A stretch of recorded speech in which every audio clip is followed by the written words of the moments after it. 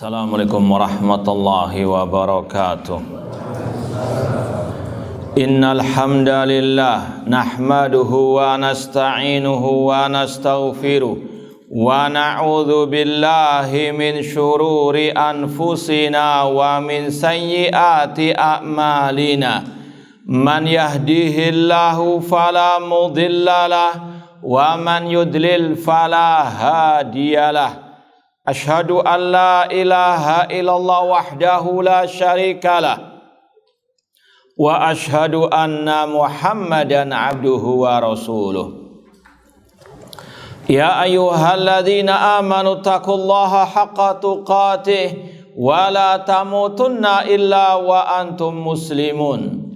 Ya ayyuhan nasu taqu rabbakumul ladzi khalaqakum min nafsin wahidah wa khalaqa minha zawjaha wa batha minhuma rijalan katsiran wa nisaa wa taqullaha alladzi tasaaluna bihi wal arham innallaha kana 'alaikum raqiba.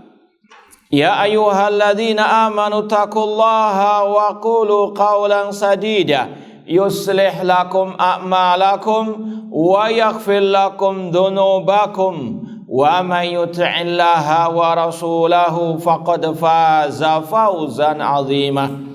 Amma ba'd, fa inna asdaqal hadithi kitabullah wa khairal hadi hadi Muhammadin sallallahu alaihi wasallam wa syarrul umuri muhdatsatuha wa kullu muhdatsatin bid'ah wa kulla bid'atin dhalalah wa kulla dhalalatin finnar.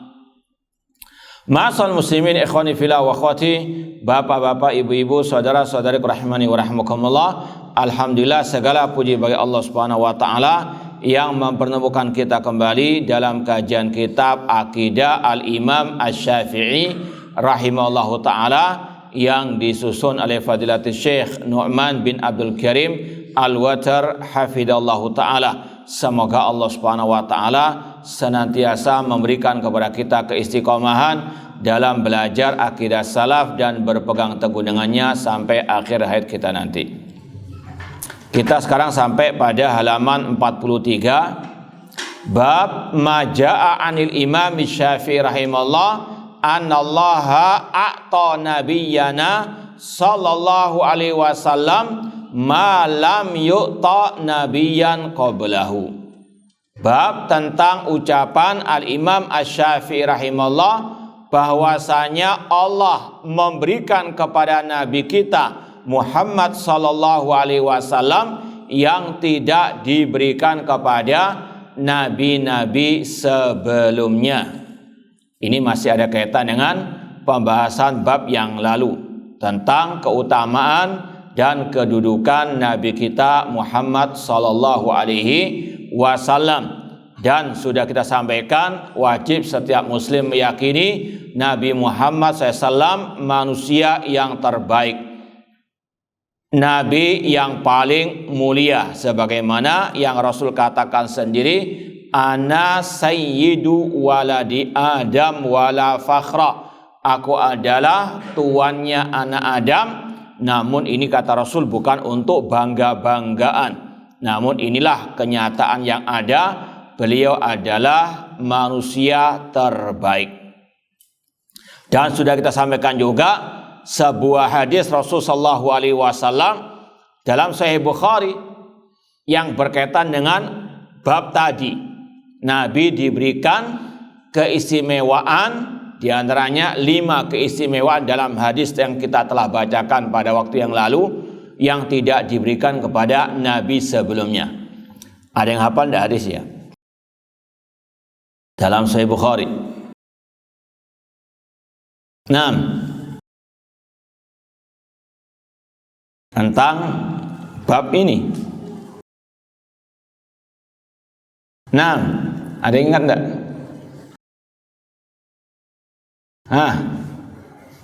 Pura-pura nggak hafal. Kata Rasul SAW, utitu khamsan lam yu'tahunna nabiyyan qabli. Aku diberi 5 keistimewaan yang tidak diberikan kepada nabi-nabi sebelumku. Kata-kata 5 ini bukan pembatasan. Banyak diantaranya bab ini. Namun sudah kita singgung tentang hadis ini, maka perlu dimurajaah karena ada kaitan dengan ucapan bab di sini. Allah memberikan kepada Nabi kita apa yang tidak diberikan kepada nabi-nabi sebelumnya. Diantaranya dalam Sahih Bukhari tadi kata Rasul, aku diberi 5 keistimewaan yang tidak diberikan kepada nabi-nabi sebelumku. Yang pertama, ada yang ingat? Nusirtu birbi masirata syahrin. Aku diberikan pertolongan kemenangan oleh Allah 1 bulan perjalanan. Artinya sebelum Rasul berjalan 1 bulan perjalanan, musuh sudah kalah sebelum berperang. Allah menolong beliau, menurunkan kekalahan, ketakutan kepada musuh-musuh beliau. Yang kedua, dijadikan bagiku bumi sebagai apa?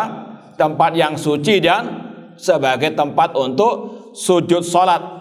Fa ayyuma rajulin min ummati adrakathu shalah falyusalli.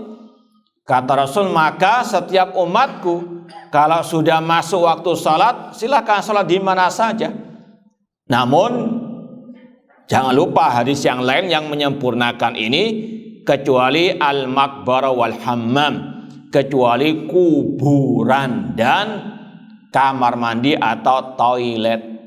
Ini pengecualian. Ya, kita Ahlus Sunnah naduru ma'sunnah haitsu darat, kita berputar bersama dalil, kemudian dalil itu berputar. Dalil ini umum, namun ada pengecualian tadi yang dilarang salat di kuburan.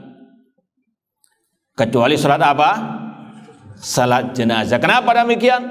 Karena Rasul yang mencontohkan. Inilah ahlu sunnah, hanya berpegang teguh dengan sunnah Rasul sallallahu alaihi wasallam, kemana sunnah itu berputar. Kemudian yang ketiga apa? Wa uhillat liyal maghanim. Dihalalkan bagiku harta rampasan perang. Kalau umat-umat dahulu dilarang mengambil harta rampasan perang. Yang keempat apa? Utitu syafa'. Yang dimaksud syafa' di sini apa? Asy-syafa'atul udzma, aku diberikan syafa'atul udzma di padang mahsyar. Yang kelima, kana nabiyyu bu'itsa ila qaumi khassatan wa bu'itsu ila nasi jami'an. Dahulu para nabi diutus kepada kaumnya masing-masing, sedangkan aku diutus kepada semua umat manusia. Dan poin terakhir ini yang pernah kita bahas di bab yang lalu. Nah, di antara tambahannya ini, bab ini. Jadi sekali lagi, kata-kata 5 keistimewaan bukan pembatasan, banyak keistimewaan yang Allah berikan kepada Nabi kita Muhammad SAW dibanding yang nabi yang lainnya.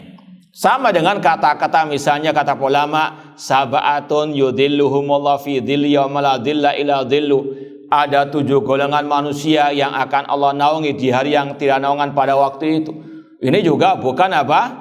Pembatasan. Imam Ibn Hajar Asqalani rahimahullah menambahkan dalam kitab Fathul Bari beberapa golongan yang juga dinaungi pada hari yang tidak ada naungan pada waktu itu. Sekali lagi di sini juga ditambahkan, kita baca riwayatnya. An Amr bin Sawad As-Sarhi qala li Asy-Syafi'i rahimallah. Ada seorang yang bernama Amr bin Sawad As-Sarhi, beliau berkata kepadaku Imam Asy-Syafi'i rahimallah, ma'atallahu nabiyan ma'ata Muhammadan sallallahu alaihi wasallam. Apa yang Allah berikan kepada nabi-nabi terdahulu tidak sama dengan yang diberikan kepada Nabi Muhammad sallallahu alaihi wasallam. Fakultu, aku yaitu Amr bin Sawad As-Sarhi berkata, Ata Isa ihya al-mauta. Allah memberikan kepada Nabi Isa mukjizat menghidupkan orang yang telah mati. Maksudnya dalam sejarah Nabi kita Muhammad SAW belum pernah beliau apa? Menghidupkan yang telah mati. Seolah-olah sekali lagi seolah-olah ini lebih baik ataupun tidak diberikan kepada Nabi kita Muhammad sallallahu alaihi wasallam. Faqala, maka Imam Syafi'i rahimahullah menjawab, a'ta Muhammadan haninal jid'i alladhi kana yaqif yakhtubu ila janbihi. Di sini ada bukti Rasul diberi yang lebih baik daripada mukjizat Nabi Isa alaihissalam, yaitu apa? Allah memberikan kepada Nabi Muhammad mukjizat berupa rintihan sebatang pohon kurma yang dahulu Rasul pernah menjadikannya tempat untuk berkhutbah sebelum dibuatkan untuk Rasul mimbar untuk khutbah. Ini sekali lagi, insya Allah yang pernah belajar sirah nabawiyah pernah melewati ataupun mendengar kisah ini, bahwasanya Rasul SAW ketika beliau khutbah di atas mimbar yang baru, mimbar yang lama yang bentuknya masih berupa batang kurma, itu istilahnya menangis seperti anak kecil. Kenapa? Karena ditinggal oleh Rasulullah sallallahu alaihi wasallam. Dan ini bukan khayalan, naudzubillah min dzalik. Ini kisah yang nyata, Rasul yang menceritakannya. Nanti akan disampaikan kok bisa ini lebih baik daripada Ihyaul Mauta. Hatta huyyalal mimbar. Rasul SAW dahulu khutbah di samping tadi batang kurma. Namun setelah itu Rasul dibuatkan mimbar yang khusus untuk beliau khutbah. Falamma huyyalal mimbar hannal jid'u. Ketika beliau pindah tempat khutbah di atas mimbar yang baru, batang kurma yang dulu dijadikan beliau sebagai tempat untuk khutbah merintih ataupun menangis seperti anak kecil. Ingin apa? Nabi tetap khutbah di atas. Ini sekali lagi mukjizat dari Allah Subhanahu wa taala yang diberikan kepada Nabi kita Muhammad sallallahu alaihi wasallam. Hanal jid'u hatta sami'a sautahu, sampai Rasul mendengar suara tangisan atau rintian atau rengean dari apa? Batang kurma tersebut. Fahada akbar min dzalik. Kata Imam Syafi'i rahimahullah, mukjizat Rasul ini lebih dahsyat, lebih mulia daripada mukjizatnya Nabi Isa yang menghidupkan orang yang telah mati. Nanti akan sampaikan apa sebabnya. Kita baca langsung. Qala Al-Hafidz Ibnu Katsir rahimahullah, berkata Al-Hafidz Ibnu Katsir rahimahullah, wa huwa mimma kuntu asma' syekhana Al-Hafidz Abul Hajjaj Al-Mizzi rahimahullah yadhkuru an Syafi'i rahimahullah wa akrama mathwa. Al-Hafidz Ibnu Katsir rahimahullah yang sudah masyhur nama beliau sebagai ahli tafsir, dan beliau salah satu ulama mazhab Asy-Syafi'i dalam fikihnya.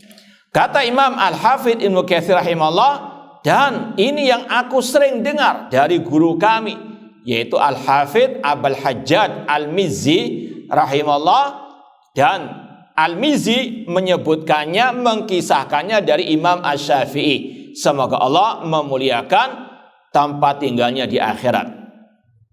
Wa inna ma qala, kata Al-Hafidz Ibnu Katsir rahimahullah, sesungguhnya Imam Syafi'i ketika mengatakan ini lebih agung, lebih dahsyat daripada mukjizat Nabi Isa. Kenapa?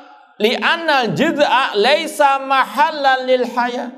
Karena namanya batang kurma itu benda mati. Dari asalnya dia mati. Kalau manusia awalnya sudah hidup, kemudian mati, dihidupkan lagi. Biasa memang sudah awalnya memang di awalnya manusia makhluk hidup. Tapi ini benda mati, dia jadikan seperti orang yang hidup. Paham maksudnya? Ini yang lebih lebih dahsyat mukjizat Nabi kita Muhammad SAW daripada mukjizat Nabi Isa. Paham? Kalau nggak paham mana ulangi? Paham lah, insyaallah gampang kok. Taib. Wa ma hadza hasala lahu syu'ur wa wajh. Dia asalnya benda mati, batang kurma. Tapi karena tadi mukjizat dari Allah kepada Nabi Muhammad SAW, dijadikan dia punya perasaan. Sedih dia ditinggal apa? Nabi Muhammad sallallahu alaihi wasallam. Ya, seolah-olah apa? Dia punya perasaan sampai apa? Menangis tadi. Lama tahawwala anhu ilal mimbar. Ketika Rasul pindah ke mimbar yang baru.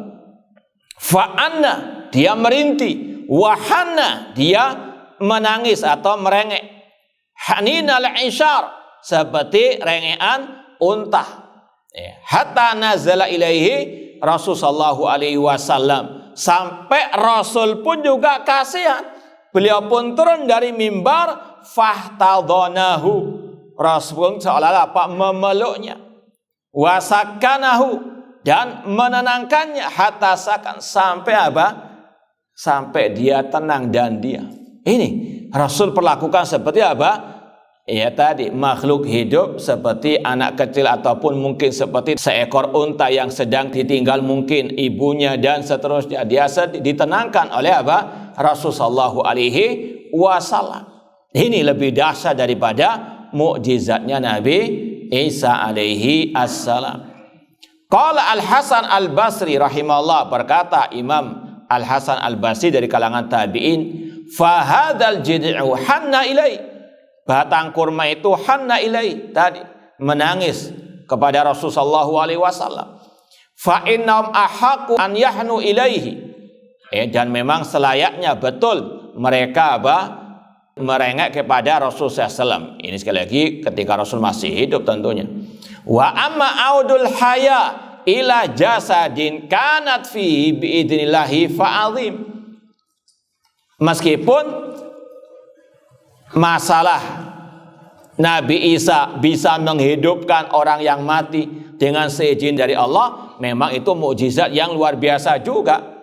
Namun ini ajab, ini lebih unik lagi, yaitu rintihan batang kurma tersebut. Wa a'dham, bahkan lebih agung, min ijadi hayatin wa syu'urin fi mahallin laisa ma'lufan lidzalik, yaitu dengan menjadikan batang kurma yang merupakan benda mati seolah-olah apa? Seperti makhluk hidup yang punya perasaan. Lidzalika lam takun fihi qabl bil kulliyah, yang mana sebelumnya tidak ada batang kurma bisa apa? Merasa sedih. Ya, sekali lagi ini yang lebih a'zam, lebih dahsyat. Fa subhanallah rabbil alamin, maha suci Allah rabbil alamin. Wa qad dzakara al ulama anna awwala man takallama fi dalailin nubuwah huwal Imam Syafi'i rahimahullah. Dan para ulama telah menyebutkan di antara ulama pertama yang membahas masalah dalailun nubuwah, bukti-bukti kenabian Nabi Muhammad SAW, adalah Al-Imam Asy-Syafi'i rahimahullah. Sebagaimana juga dikatakan beliau salah satu pencetus ilmu usulul fiqh dengan kitab beliau Ar-Risalah. Ya, itu adalah apa? Salah satu referensi dalam usul fiqh inda ahli sunnah wal jamaah. Qala Al-Hafidh Ibnu Katsir rahimahullah, Al-Hafidh Ibnu Katsir rahimahullah berkata, wa qad kuntu sami'tu min syekhina al-imam al-allama Al-Hafidh Abil Hajjaj Al-Mizzi taghammadahullah birahmati. Kata Ibnu Katsir rahimahullah, aku mendengar guru kami Al-Imam Al-Allama Al-Hafidh Abil Hajjaj Al-Mizzi, semoga Allah merahmatinya, beliau guruku berkata, anna awwala man takallama fi hadzal maqam Al-Imam Abu Abdillah Muhammad bin Idris Asy-Syafi'i radhiyallahu ta'ala anhu, bahwasanya yang pertama kali membahas masalah dalailun nubuwah adalah Al-Imam Asy-Syafi'i rahimallahu ta'ala. Ya, kalau mau yang panjang lebar ada karangan Imam Al-Baihaqi, judulnya Dalailu An-Nubuwah. Di antaranya seperti kisah-kisah al-jid', batang kurma yang merintih ataupun yang sedih ditinggal Rasulullah sallallahu alaihi wasallam. Di antaranya juga ketika Rasul safar mendengar apa? Batu mengucapkan salam kepada Nabi Muhammad sallallahu alaihi wasallam. Ini juga termasuk mukjizat yang luar biasa.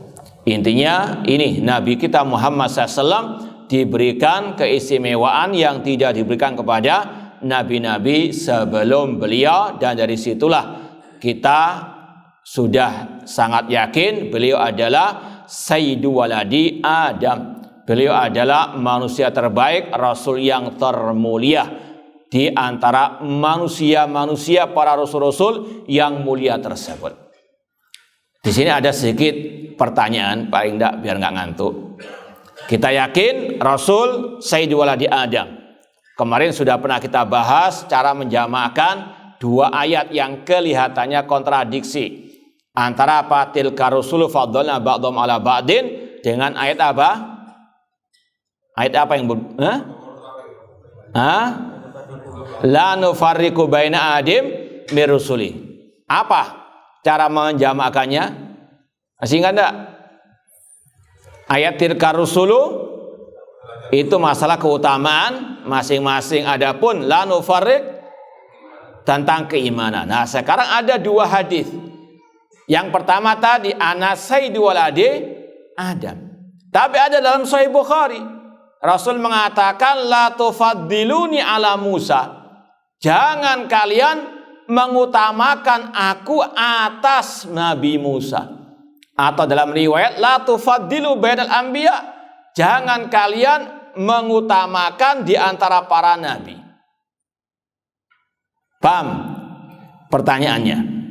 Yang pertama hadisnya jelas, ana sayyidu waladi Adam. Aku anak Adam yang paling mulia, istilahnya. Aku Rasul yang paling mulia. Tapi ada riwayat dalam Sahih Bukhari juga, la tufaddiluni ala Musa. Jangan engkau mendahulukanku, mengutamakanku atas Nabi Musa. Paham pertanyaannya? Hah? Sekarang jawabannya. Apa jawabannya? Hah? Masalah derajat dan iman. Belum. Nah, kenapa di sini kok ya terutama dikhususkan tentang Nabi Musa alaihi assalam? La tufaddilun. Kalau tadi kan jelas la nufarriqu baina adim rusuli, jangan membedakan masalah keimanan. Kalau di sini jelas hadisnya apa? La tufaddilu. Jangan mengutamakan, bukan masalah keimanan di sini. Paham ya? Nah, ada yang bisa menjawab? La tufaddiluni ala Musa atau la tufaddilu baina al-anbiya. Bismillah. Tidak ada yang jawab. Kata para ulama, jawabannya lihat sababul wurudnya. Ada kisahnya, yaitu kisah ada orang Yahudi berkata di hadapan salah satu sahabat Rasul, walladzi istafa Musa alal bashar. Demi Allah yang memilih Nabi Musa di atas semua manusia. Sahabat Rasul ini pun marah, ditempeleng orang Yahudi itu. Engkau mengatakan demikian sedangkan Rasul ada di tengah-tengah kita. Maka orang Yahudi pun apa? Curhat kepada Rasul SAW. Rasul pun apa? Tidak menyetujui perbuatan sahabat yang menempeleng orang Yahudi tadi. Maka dari sini kata Pak ulama, kata-kata la tufaddiluni ala Musa, la tufaddilu bainal anbiya, itu tidak boleh mengutamakan satu nabi atas nabi yang lain hanya karena fanatik golongan ataupun karena apa? Merendahkan nabi yang lainnya. Paham ya? Misalnya ada kaum muslimin, ya dia yakin mengimani tentunya semua para anbiya. Cuma ketika dia mengutamakan Nabi Muhammad atas Nabi Isa, kemudian melecehkan, merendahkan Nabi Isa ataupun Nabi Musa, ini yang dimaksud oleh Rasul la tufaddiluni ala Musa, yaitu karena alasan fanatik golongan. Paham?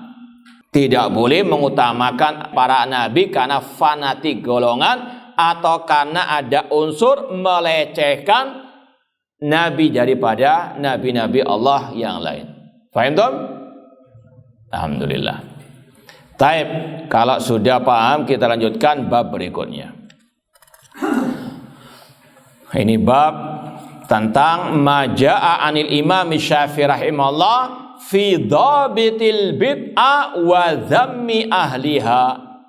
Bab tentang ucapan Imam Asy-Syafi'i rahimahullah yang berkaitan dengan apa itu bid'ah dan sekaligus celaan beliau terhadap ahli bid'ah.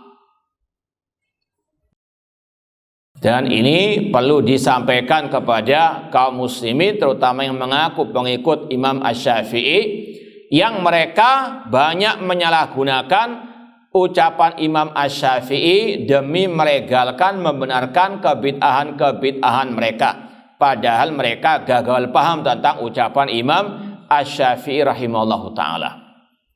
Sebelum kita baca ucapan Imam Asy-Syafi'i rahimahullah, kita jelaskan dulu definisi bid'ah secara bahasa dan secara istilah syariat.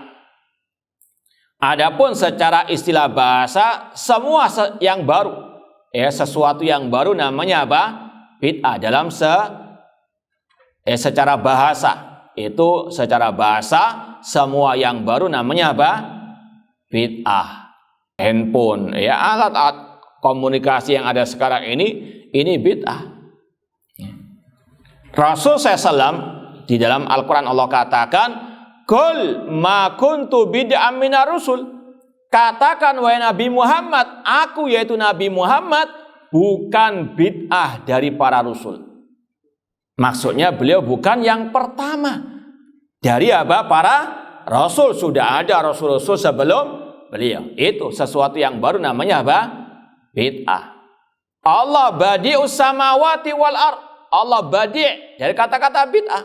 Allah yang menciptakan langit dan bumi tanpa contoh sebelumnya. Itu namanya apa? Sesuatu yang baru yang belum ada sebelumnya atau contoh sebelumnya. Itu secara apa? Bahasa. Namun ini bukan pembahasan Ahlus Sunnah ketika mencela bid'ah. Harus dipahami.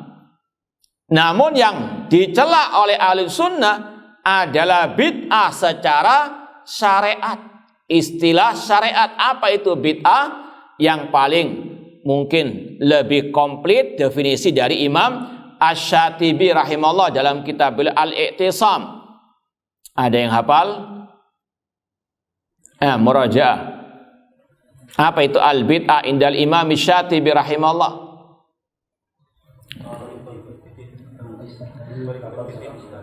La. Kurang. Terus lanjut, ada 3 poin kurang lebih.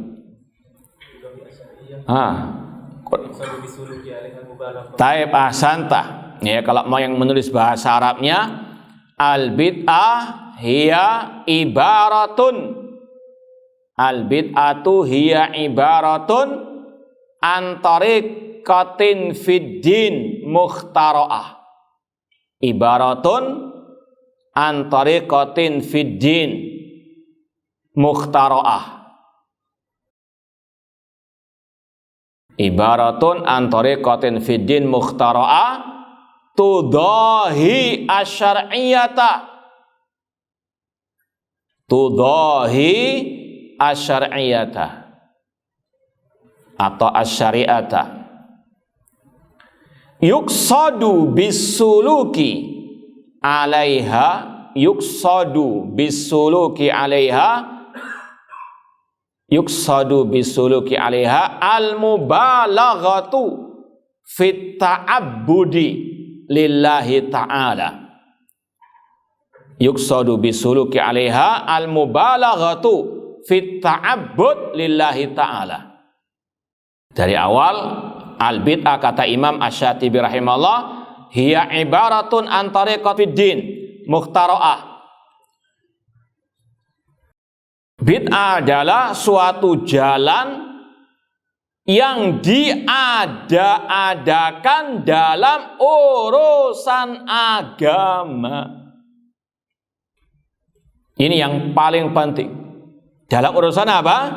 Agama. Ini bid'ah yang dicela oleh ulama Ahlus Sunnah wal jamaah, yang dilarang oleh Rasulullah sallallahu alaihi wasallam dalam sabda beliau, iyyakum wa muhdatsatil umur fa inna kulla muhdatsatin bid'ah. Jauhkanlah diri kalian dari hal-hal yang baru dalam urusan agama, karena setiap yang baru dalam urusan agama itu bid'ah. Wa kullu bid'atin dhalalah, dan setiap bid'ah kata Rasul sesat, seperti dalam hadis Irbad bin Sariyah yang sudah masyhur, ya. Dan sudah kita sampaikan, yang memviralkan, mempopulerkan istilah bid'ah bukan kita, Rasul sallallahu alaihi wasallam. Dalam setiap pembukaan ceramah, khutbah, kajian, ya, beliau Rasul SAW memulai dengan wa syarrul umuri muhdatsatuh. Rasul yang mempopulerkan, ya. Maka yang mengatakan biasanya yang suka teriak-teriak bid'ah itu seperti yang teriak-teriak sate-sate, berarti dia tukang sate, berarti dia tukang bid'ah. Ini tuduhan kepada siapa? Rasul SAW. Itulah ahlul bid'ah asbun. Ya, nggak mikir, itu adalah tuduhan kepada Rasul sallallahu alaihi wasallam. Rasul yang mempopulerkan, seperti yang dalam Sahih Muslim dalam kitab, ya, Al-Jumu'ah. Kita kembali kepada definisi Imam Syatibi. Bid'ah secara syariat adalah segala sesuatu, suatu jalan yang diada-adakan dalam urusan agama. Ini yang paling penting. Maka jahil kalau ada yang mengatakan sikut-sikut bid'ah. Kalau begitu jangan haji pakai pesawat, pakai unta saja. Ini orang yang apa? Asbun. Yang dicela oleh ahli sunnah bid'ah dalam urusan apa? Agama, bukan masalah urusan transportasi, ini urusan dunia. Paham ya? Atau yang mengatakan, wah, sikit-sikit bid'ah, maka inti juga bid'ah. Dari ujung rambut sampai ujung kaki inti bid'ah. Karena inti tidak ada di zaman Rasulullah SAW. Ini orang yang apa? Jahil murakkab, nggak paham apa bid'ah yang dibahas oleh para ulama dan dicela oleh para ulama ahli sunnah wal jamaah. Tariqatun fid din mukhtara'ah, jalan yang diadakan dalam urusan agama, bukan urusan apa? Urusan dunia. Meskipun nanti akan ada perincian lebih lanjut. Kemudian tudoi syar'iyah, yang menyerupai syariat, ya. Makanya orang-orang pun apa? Tertipu dengannya, mati-matian mengamalkannya, murka kalau dilarang. Masa orang zikir kok dilarang, ya? Masa orang salaman selesai salat kok dilarang, ya? Anda saja selesai salat kadang pegang HP, kan begitu, ya, salah satu hujah mereka. Maka dibantah Imam Syatibi tadi, orang yang berbuat bid'ah tadi, dia tujuannya al-mubalaghah, berlebihan dalam beribadah. Orang pegang HP selesai sholat, biar HP-nya nggak keinjek, betul lah? Nggak ada orang yang apa selesai sholat beribadah lewat apa? Pegang HP, ada enggak? Beda dengan mereka, itu ta'abbud, paham? Cuma itu senjata mereka, ngeles, ya. Mereka apa? Salaman selesai sholat dalam rangka ibadah. Itu kayak ritual selesai apa? Salat. Makanya mereka marah kalau dilarang. Beda, coba kalau imam, ya, mau salat misalnya, bagi jamaah tolong, ya, HP-nya di silent. Ada yang marah enggak? Coba sekali lagi, selesai salat jangan salaman. Marah enggak? Itu bedanya. Mereka salaman itu karena apa? Betul-betul itu sebagai ritual ibadah mereka. Beda dengan apa? Orang yang selesai salat mungkin ngelap, ya, karena apa? Keringetan, karena ya seterusnya. Ya, sekali lagi ini dobitnya bid'ah itu ta'abbudan lillah, dalam rangka apa? Niat ibadah. Paham? Ya, jadi sekali lagi bedanya dengan selain bid'ah tadi berkaitan masalah, ya, ta'abbudan lillahi ta'ala. Ana ulang lagi kata Imam Asy-Syatibi rahimahullah, bid'ah adalah setiap jalan yang diada-adakan dalam urusan agama yang menyerupai syariat, yang tujuan pelakunya berlebihan. Ya, kalau nggak berlebihan, nggak usah salaman tadi. Cukup apa? Zikir, karena Rasul selesai salam apa? Zikir. Ya. Kemudian apa? Tadi lillahi ta'ala. Tujuan mereka ikhlas, tapi nggak cukup ikhlas dalam beribadah, harus apa? Ittiba, ajaran Nabi sallallahu alaihi wasallam. Baik, sekarang kita baca riwayat dari Ar-Rabi' bin Sulaiman rahimahullah qala Asy-Syafi'i rahimahullah. Imam Syafi'i berkata, al-muhdatsatu minal umuri darban. Hal-hal yang baru itu ada dua macam. Yang pertama kata Imam Asy-Syafi'i rahimahullah, ma uhditsa yukhalifu kitaban au sunnatan au atharan au ijma'an. Yang pertama, yang baru adalah yang menyelisihi entah Al-Quran, entah sunnah, entah athar dari para sahabat atau ijma' para sahabat Ar-Rasul SAW. Fahadil bid'atu dhalalah. Inilah bid'ah yang sesat. Dan ini salah satu definisi bid'ah secara syariat demikian, yang menyelisihi Al-Quran. Allah berfirman, ya ayyuhalladzina amanu ati'u Allah wa ati'u ar-rasul. Wahai orang-orang beriman, taatilah Allah dan taati Rasul. Ikuti ajaran Rasul. Qul in kuntum tuhibbunallah fattabi'uni. Dan di antara ajaran Rasul tadi selesai salat, zikir. Bukan apa? Itu Al-Quran yang memerintahkan kita ittiba, mengikuti ajaran Rasul. Dalam Sahih Muslim, kata Thauban, pembantunya Rasul, kana Rasul sallallahu ida insarafa min salatihi istaghfara salasan. Rasul sallallahu selesai salam, beliau langsung istighfar 3 kali. Paham? Nggak pakai apa? Salaman 3 kali. Paham? Jangan dia apa? Diselisih. Ini namanya bid'ah yang sesat, kata Imam Asy-Syafi'i rahimahullah ta'ala. Yang menyelisih apa? Al-Quran. Al-Quran memerintahkan kita ittiba kepada apa? Sunnah. Dan tadi bedanya bid'ah dengan yang lainnya, masalah yang mubah tadi, yaitu apa? Kalau orang yang berbuat bid'ah ta'abbudan dia, ya. Atau tadi mungkin bukan istighfar yang dia ucapkan, namun zikir-zikir yang lain, dan itu rutinitas dia lakukan.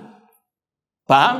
Ya, ada yang mengatakan kan selesai sholat, ya, bukan lagi atau sudah keluar daripada apa? Sholat. Ya, sekali lagi, apakah Rasul hanya mengajarkan sholat begitu saja, selesai sholat nggak ada ajaran Rasul? Ini orang yang jahil murakkab. Rasul mengajarkan komplit selesai sholat apa? Zikir. Bukan apa? Salat. Ya. Bedanya dengan tadi, kalau pegang HP atau mungkin dia langsung keluar kan ada hajat, tadi bukan ta'abbudan. Paham? Ya, beda dengan yang tadi itu. Maka sekali lagi, ini bid'ah yang sesat kalau menyelisih apa? Al-Quran atau menyelisih sunnah. Jelas tadi Rasul mengajarkan apa? Selesai sholat istighfara salasan. Ya, jangan dirubah-rubah. Dan angkanya apa? Jelas 3. Jangan diganti 30 seterusnya. Kemudian kata Thauban, kemudian Rasul melanjutkan dengan ucapan Allahumma antas salam wa minkas salam. Dan Rasul di dalam semua riwayat nggak ada memimpin zikir selesai apa? Salat. Atau pakai Al-Fatihah, Al-Baqarah lagi. Nah, mari-mari. Baik. Kitaban au sunnatan. Ini sudah apa? Meskipun di luar salat ada tetap apa? Ritual ibadahnya. Jangan dipisahkan. Ya. Demikian pula sebelum apa? Salat itu kan bukan dalam rangkaian salat. Iya, tapi Rasul mengajarkan sebelum salat kita diajari juga apa? Wudu. Betul enggak? Jadi sebelum dan setelah salat pun ada ritualnya. Jangan dipisahkan. Paham? Nah, maka ini yang namanya bid'ah yang sesat, yang menyelisih kitaban au sunnatan au atharan, atau athar dari para sahabat Ar-Rasul SAW. Di antaranya athar Abdullah bin Mas'ud radhiyallahu anhu mengharamkan zikir secara apa? Berjamaah. Dalam Sunan Ad-Darimi hadisnya, riwayatnya, yang ketika beliau melihat apa? Sekelompok dari orang-orang yang berzikir, ada komandannya, ada panglima atau pemimpinnya, mengatakan halilu mi'ah, tahlilah 100 kali, sabbihu mi'ah. Kata Abdullah bin Mas'ud radhiyallahu anhu, "Uddu sayyi'atikum." Hitung kejelekan-kejelekan kalian. Padahal apa? Mereka sedang berzikir. Kata Abdullah bin Mas'ud, sahabat Rasulullah SAW yang mulia, yang dididik oleh Rasul ittiba'us sunnah. Hitung kejelekan-kejelekan kalian. Ini sekali lagi bukan beliau melarang zikir dalam artian yang disyariatkan, tidak, naudzubillah min dzalik, atau secara mutlak tidak. Namun caranya yang tidak apa? Diajarkan Rasulullah SAW. Kata Abdul Mas'ud lagi, "Uddu sayyi'atikum." Hitung kejelekan-kejelekan kalian. Fa ana dhaminun ala yadhi'a min hasanatikum syai'. Aku menjamin kebaikan kalian, tentunya yang ikhlas, yang ittiba'us sunnah, enggak akan sia-sia di sisi Allah Subhanahu wa taala. Kemudian beliau mengatakan, "Waihakum ya umat Muhammad."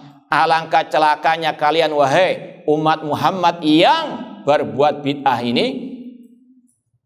Ma'asra halakatakum, alangkah cepatnya kebinasaan kalian. Haulai sahabatun nabikum mutawafirun, para sahabat nabi kalian masih hidup di tengah-tengah kalian. Wa hadithiya bulam tabla wa aniyatu lam tuksar, bejananya Rasul masih belum pecah, pakainya Rasul masih belum usang. Artinya kalian ini baru ditinggal Rasul SAW. Para sahabat masih hidup, kok kalian sudah berbuat bid'ah? Kok kalian sudah ngarang-ngarang ajaran baru? Beliau pun marah. Kemudian beliau mengatakan, "Walladzi nafsi biyadi." Demi Allah yang jiwaku ada di tangannya. "Innakum la'ala millatin ahda min millati Muhammad aw muftatihu dhalalah." Kalian yang berzikir dengan cara ini, dengan ada komandonya, dengan bebatuannya, kalian ini ada dua kemungkinan. Insya Allah kita lanjutkan badalada. Baik, kita lanjutkan ucapan Abdullah bin Mas'ud radhiyallahu anhu. Beliau mengatakan, "Walladzi nafsi biyadi." Demi Allah yang jiwaku ada di tangannya. "Innakum la'ala millatin ahda min millati Muhammad." Kalian yang berbuat bid'ah ini ada dua kemungkinan. Yang pertama, kalian merasa lebih mendapatkan petunjuk daripada Nabi Muhammad SAW. Nabi Muhammad tidak pernah mengajarkan zikir seperti kalian, dengan bebatuan, kemudian dengan ada komandonya. Apakah kalian lebih pintar, lebih baik, lebih mendapatkan petunjuk, ataukah Nabi Muhammad SAW? Yang kedua kemungkinan kalian, kata Abdul Mas'ud, muftatihu babad dhalalah. Kalian memang sengaja membuka pintu-pintu apa? Kesesatan. Kata mereka yang berzikir jamaah tersebut, "Ya Aba Abdurrahman, ma aradna ilal khair." Wahai Abdullah bin Mas'ud radhiyallahu anhu, kami tidak melakukan hal ini kecuali niat kami baik, beribadah kepada Allah, ingin mendekatkan diri kepada Allah. Apa jawaban sahabat Rasulullah SAW yang bernama Abdullah bin Mas'ud radhiyallahu anhu? Beliau mengatakan, "Wa kam min muridin lil khailan yusibah." Berapa banyak orang yang niatnya baik, gak kesampaian kebaikan itu. Karena apa? Salah caranya. Maka niat yang baik harus dengan cara yang baik, dan cara yang baik dengan ittiba kepada ajaran Rasulullah SAW. Dan kata perawi cerita ini, yang mengkisahkan cerita ini, kebanyakan mereka yang zikir jamaah tadi waktu zaman tersebut, merekalah yang memerangi kami pada waktu perang bersama Khawarij. Mereka yang apa? Ikut pasukannya kelompok Al-Khawarij, alias mbahnya teroris. Naudzubillahi min dzalik. Bukan salafiyin yang ikut Khawarij. Paham ya? Namun apa? Mereka, kata perawi riwayat tersebut, silakan lihat dalam Sunan Ad-Darimi. Nah, intinya sekali lagi, ini menyelisihi asar daripada sahabat Rasulullah SAW. Makanya kata Hudzaifah bin Yaman radhiyallahu anhu, "Kullu ibadatin lam yata'abbadha ashabu Rasulullah SAW fala tata'abbaduha." Setiap ibadah yang tidak pernah dilakukan oleh para sahabat Rasul, jangan dilakukan. Laukana khairan la sabakuna ilai, karena seandainya itu baik, para sahabat yang mendahului kita dengan kebaikan tersebut. Apalagi Islam sudah sempurna di zaman para sahabat Rasul. Mereka paling tahu tentang apa? Agama ini. Demikian pula yang menyelisih ijma'. Ya, fahadil bid'atu dhalalah, inilah bid'ah yang sesat. Inilah istilah bid'ah secara syariat. Yang pertama ini, paham? Ini yang apa? Dimaksudkan oleh para ulama ahli sunnah ketika mencela bid'ah. Dan ini sekali lagi seperti yang diucapkan oleh Imam Asy-Syatibi tadi. Makanya Imam Syatibi tadi kita sampaikan dahulu untuk melengkapi, ya, sekali lagi ucapan Imam Asy-Syafi'i.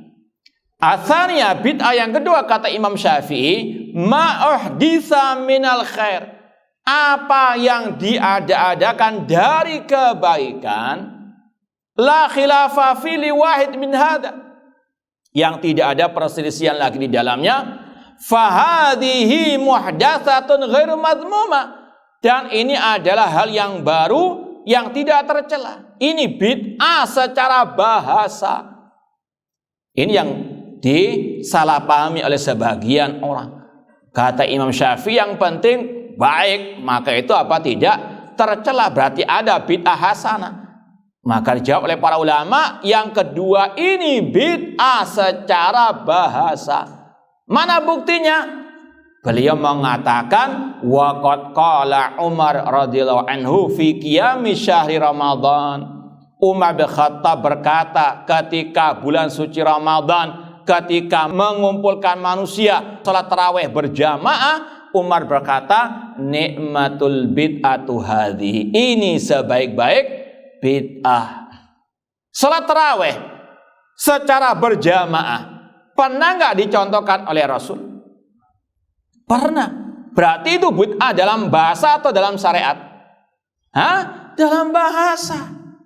Karena waktu zaman Abu Bakar As-Siddiq tidak dilakukan salat tarawih berjamaah karena beliau waktu itu sibuk dengan memerangi orang-orang murtad. Kemudian Rasul hanya salat tarawih berjamaah beberapa malam saja karena khawatir diwajibkan, ada sebabnya. Paham? Maka kata Umar bin Khattab secara bahasa tadi, sebelum zaman beliau tidak ada salat tarawih berjamaah, itu zaman Abu Bakar Siddiq, dan di akhir-akhir masa Rasul sallallahu alaihi wasallam. Namun secara asal sudah ada syariat salat tarawih berjamaah. Maka ini bukan contoh bid'ah yang sesat tadi. Bukan contoh bid'ah dalam masalah syariat tadi. Karena salat tarawih berjamaah sudah ada contohnya Rasul. Tapi coba masalah tadi salaman selesai, apakah ada contohnya? Paham? Atau bid'ah-bid'ah mereka yang lain? Tidak bisa dikiaskan dengan ucapan Umar bin Khattab. Itu Umar bin Khattab mengatakan sebaik-baik bid'ah adalah Nggak bisa, karena beda. Yang kalian lakukan nggak pernah Rasul contohkan sama sekali. Ada salat tarawih, ada contohnya. Paham? Insyaallah paham lah ya. Baik. Karena masalah bantah-membantah, jawab-menjawab, syubhat harus butuh konsentrasi, nggak bisa sambil ngantuk. Baik. Jadi sekali lagi ucapan Imam Asy-Syafi'i bid'ah yang kedua ini bid'ah secara bahasa, karena secara bahasa segala hal yang baru itu namanya bid'ah. Paham? Seperti istilah bahasa salat misalnya, salat secara bahasa doa. Istilah bahasa itu tentunya lebih umum daripada istilah bahasa secara syariat. Maka Imam Syafi'i ketika membahas bid'ah yang kedua yang tidak tercela, yaitu bid'ah secara bahasa. Seperti yang kita sampaikan tadi masalah gadget, alat teknologi, ini semuanya hal baru, ini bid'ah, namun bukan yang dilarang oleh Rasulullah sallallahu alaihi wasallam. Yang dilarang bid'ah dalam urusan agama, baik dalam masalah akidah, ibadah, masalah metode dakwah dan seterusnya. Yakni annaha muhdatsatun lam takun wa in kanat falaysa fiha raddun lima madha.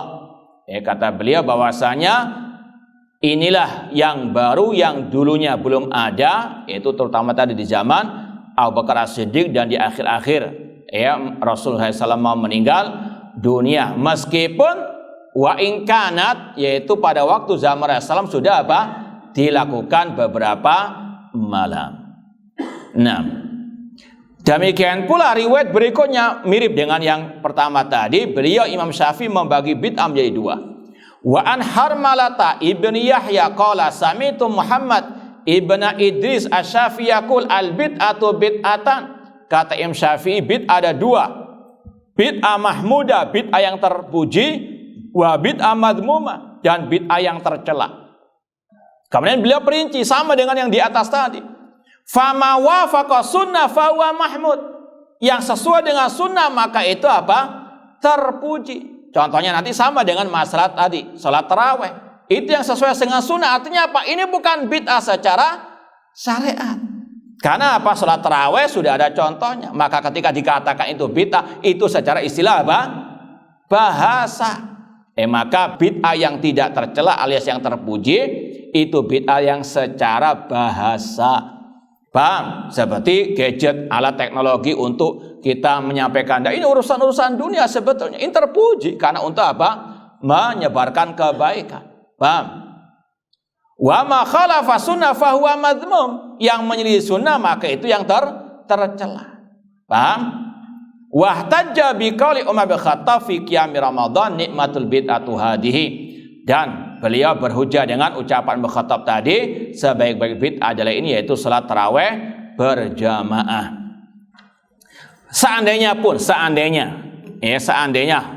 kita mengatakan mengalah, seandainya Imam Syafi'i mengatakan ada bid'ah hasanah, sudah PN. Paham?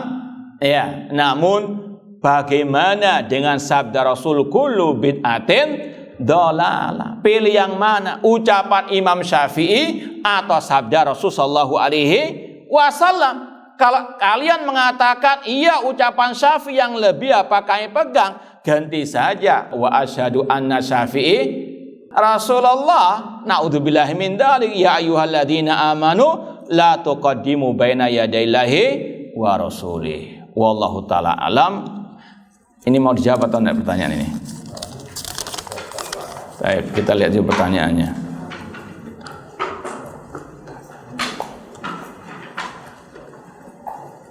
Apakah termasuk walak wal bara yang dibenarkan apabila kita menjaga jarak sebagai bentuk kehati-hatian kepada seorang atau penuntut ilmu yang lain? Ya, kalau yang dijauhi, yang dijaga jaraknya itu ahli syubhat atau yang suka menyebarkan syubhat, ya wajib agar kita tidak terkena syubhatnya. Wallahu taala a'lam. Aqul qouli hadza wa akhiru da'wana anil hamdulillahi rabbil alamin. Wassalamualaikum warahmatullahi wabarakatuh.